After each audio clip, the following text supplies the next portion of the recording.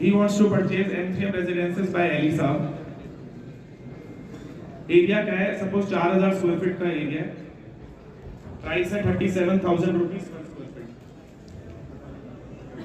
उसका purchase price क्या हो गया? 37,000 इंटू 4,000, 14 करोड़ 80 लाख रुपए. 14 करोड़ 80 लाख रुपए, यानी कि उसका मल्टीपल मैच होता है, क्योंकि उसको 9 करोड़ रुपए मिनिमम इन्वेस्ट करने थे. However he is investing 14.8 crore. Multiple कितना हो गया उसका? 2.5 का मल्टीपल वो लेकर चल रहा है. So that means he is eligible under assured scheme. So I am buying his Smartworld Sky Arc. He is buying M3M residences by Ali sahab from me. Multiple of 2.47. तो यहाँ तक सारी चीजें क्लियर है. यहाँ तक किसी का कोई क्वेश्चन इस इलस्ट्रेशन को लेकर? ठीक है, आगे चलते हैं. Now what is the payment plan under assured? Payment plan है 40% अभी देंगे, 30% स्ट्रक्चर पर देंगे, 30% पोजीशन. 40% ऑफ 14.8 करोड़ बनता है 5 करोड़ 92 लाख रुपए.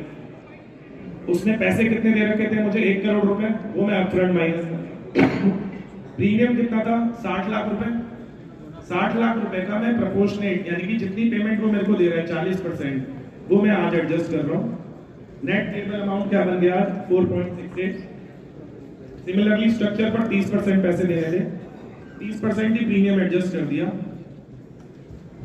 एंड ऑन पोजीशन उसको 30% पैसे देने थे, 30% प्रीमियम एडजस्ट कर दिया.